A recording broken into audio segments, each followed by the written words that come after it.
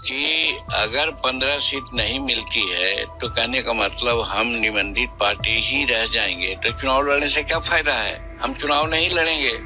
हम नरेंद्र मोदी जी के चहेते हैं, उनके चेला हैं। करने में है, उसको हम शिरोधार्य कहते हैं। नमस्कार, आप देख रहे हैं न्यूज़ 7 हिंदी और मैं आपके साथ अनवंशिका। बिहार विधानसभा चुनाव की नामांकन प्रक्रिया के बीच एनडीए में बहुप्रतीक्षित सीट बंटवारे का ऐलान आखिरकार हो गया। जी हां, जिससे गठबंधन के भीतर चल रही रस्साकसी को विराम मिला और राजनीतिक समीकरण स्पष्ट हुए हैं। बीजेपी के बिहार चुनावी प्रभारी धर्मेंद्र प्रधान ने सोशल मीडिया प्लेटफॉर्म एक्स पर सीट शेयरिंग फॉर्मूले की घोषणा करते हुए बताया कि बीजेपी और जेडीयू दोनों 101 सीटों पर चुनाव लड़ेगी, जबकि चिराग पासवान के नेतृत्व वाली लोक जनशक्ति पार्टी को 29 सीटें मिली हैं। इसके अलावा हिंदुस्तानी आवाम मोर्चा के प्रमुख जीतन राम मांझी और आरएलएम के नेता उपेंद्र कुशवाहा को 6 सीटों पर संतोष करना पड़ा, जबकि मांझी 15 और कुशवाहा 12 सीटों की मांग कर रहे थे।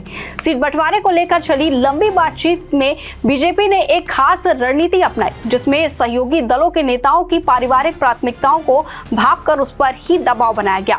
सूत्रों के मुताबिक बातचीत के हर चरण में बीजेपी ने मांझी और कुशवाहा से उनकी मांग वाली सीटों पर संभावित उम्मीदवारों के नाम देने को कहा, जिससे ये स्पष्ट हो गया कि दोनों ही नेता अपने परिजनों को चुनावी मैदान में उतारना चाहते हैं। ये समझ आने के बाद से ही बीजेपी ने उन्हें अधिक सीटें देने के बजाय सीमित सीटों पर उन्हें परिवार की पसंद के अनुसार टिकट देने का विकल्प दिया, जिससे वो ज्यादा सीटें छोड़ने के लिए तैयार हो गए। वहीं इस रणनीति के तहत जीतन राम मांझी की पार्टी ने 6 सीटें मिली हैं, जिनमें से वो अपनी समधन ज्योति मांझी को बाराचट्टी से और बहू दीपा मांझी को इमामगंज से चुनाव लड़वाने जा रहे हैं, जो ये दर्शा रहा है कि उन्होंने सीटों की संख्या से अधिक अपने परिवार के लिए राजनीतिक हिस्सेदारी को प्राथमिकता दी है। इसी तरह आरएलएम प्रमुख उपेंद्र कुशवाहा की स्थिति भी कुछ वैसी ही रही, जिनकी पत्नी स्नेहलता को सासाराम से और बेटे दीपक कुशवाहा या कह लें कि बहू साक्षी मिश्रा कुशवाहा किसी एक को महुआ सीट से चुनाव लड़ाने की तैयारी चल रही है।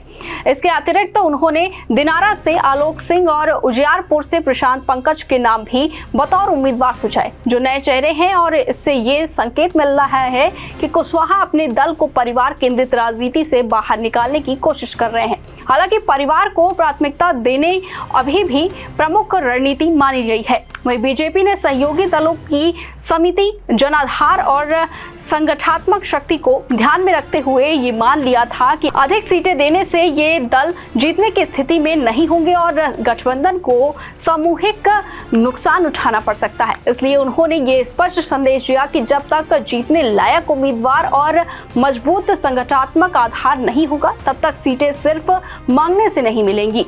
वहीं इस घटनाक्रम में ये स्पष्ट होता है कि एनडीए ने चुनावी तैयारियों में एक बड़ी बाधा पार कर ली है और अब वो एकजुटता के साथ आगे बढ़ने की स्थिति में है, जबकि दूसरी ओर विपक्षी महागठबंधन में अभी भी सीटों को लेकर गतिरोध बरकरार है। कुल मिलाकर एनडीए का ये सीट बंटवारा सिर्फ आंकड़ों का खेल नहीं, बल्कि रणनीतिक दबाव, पारिवारिक राजनीति की समझ और सीमित संसाधनों के अधिकतम उपयोग का नतीजा है, जिसमें बीजेपी ने एक बार फिर गठबंधन में अपनी निर्णायक भूमिका साबित की है। ऐसी तमाम खबरों के लिए देखते रहिए न्यूज़ 7 हिंदी।